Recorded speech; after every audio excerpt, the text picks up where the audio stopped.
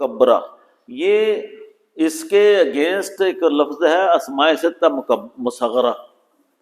آپ کہیں گے وہ کیا چیز ہے؟ اچھا پہلے مکبرہ کو دیکھ لیں یہ کیا ہوتا ہے. جو اصل لفظ ہے اوریجنل ورڈ کو مکبرہ کہتے ہیں.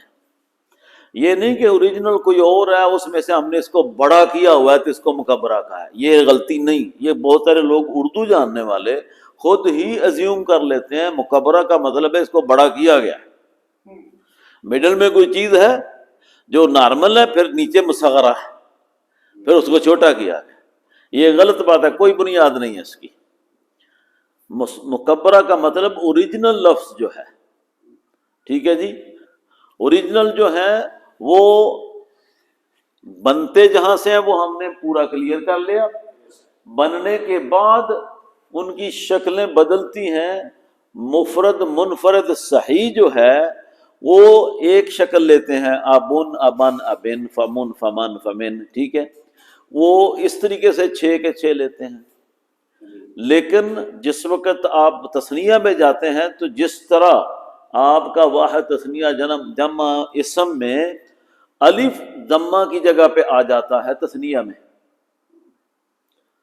رفعی حالت میں، وہیں پہ تثنیہ میں نسبی اور جری حالت میں یا آتی ہے. جمع مذکر سالم میں آپ کی ضمہ کی جگہ پہ واو لے لیتی ہے، ٹھیک ہے.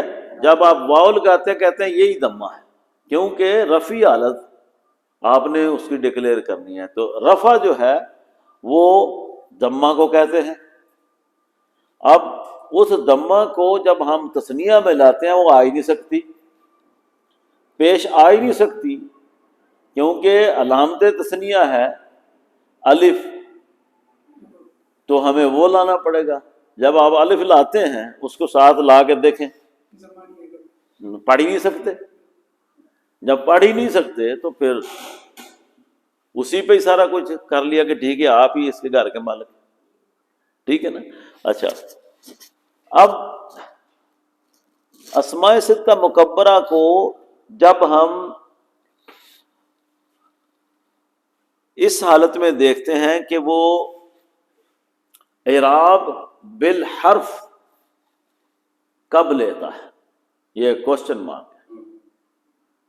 ٹھیک ہے جی، آپ کا اچھا بڑا سلسلہ چل رہا ہے، ابن ابن ابن، اخن اخن اخن، ہمن ہمن ہمن، ٹھیک ہے، اس طریقے سے آگے بھی. تو پھر کیا ضرورت تھی کہ آپ اسی جگہ پہ ہی مفرد جگہ پہ ہی، یہ مفرد کے کر دیے تھے میں نے پہلے، ایک اور وہ حرکت کا اعراب چھوڑ کے حرف کا اعراب لے کے آئے ہیں. تو یہ صرف اور صرف اسماء ستہ مکبرہ ہیں جو اس پوزیشن پہ آ کے یہ اعراب لیتے ہیں اور ان کا اعراب بالحرف ہوتا ہے. ٹھیک ہے، اب دیکھیں ان کی حالت رفعی جو ہے وہ رفع بواو لفظیہ ہوتی ہے.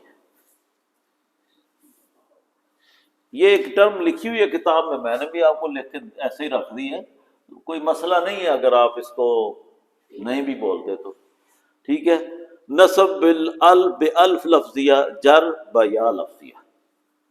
ٹھیک ہے، یہ فارسی میں میرا خیال اس طرح کے لکھے لکھائیاں ہوتی ہیں، نہ ہو تو اس کو کینسل ہی کرتے ہیں تو بہتر ہے. لیکن ہائی لائٹ کیوں کر دیا، کہیں کسی نے لکھا ہو کوئی بول رہا ہو تو آپ کے علم میں ہونا چاہیے.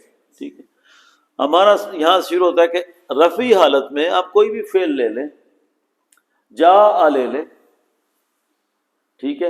اب اس میں ایک اور بھی شرط ہے کہ یہ جب اس حالت میں استعمال ہوں گے، پچھلے لیکچر میں ہم نے کہا تھا کہ وہ مضاف ان کا یا متکلم کی طرف نہیں ہونا چاہیے، یاد ہے؟ بالکل.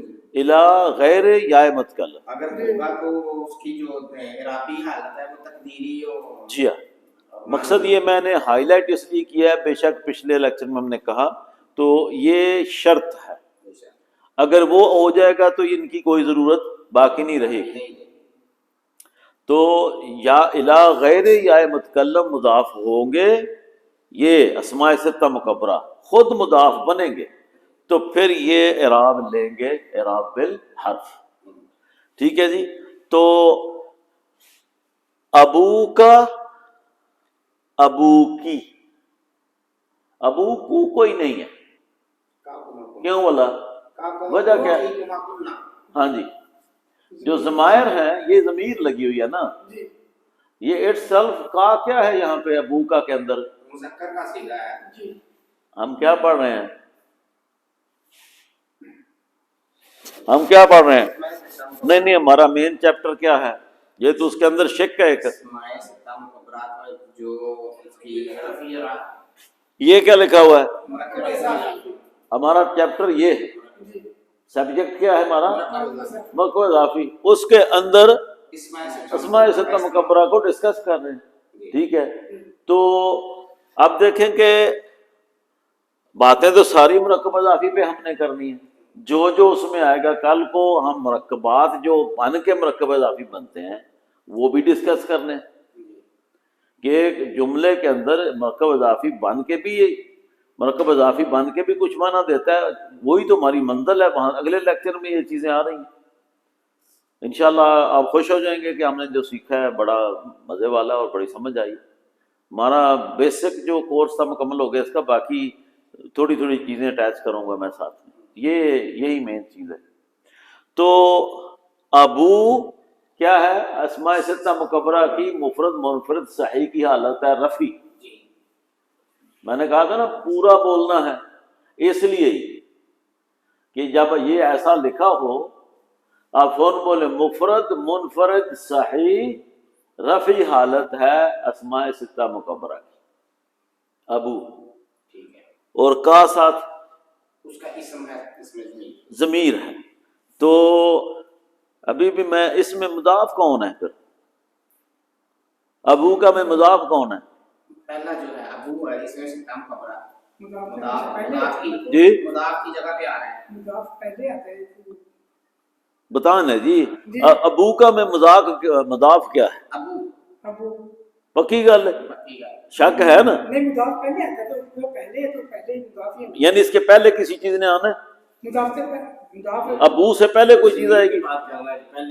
ٹھہرو جی ٹھہرو، میں کلیئر کر رہا ہوں. نافذ صاحب ایک منٹ ذرا، ان کا کانسیپٹ کلیئر نہیں ہے، مجھے چہرے بتاتے ہیں کہ ابھی شک ہے.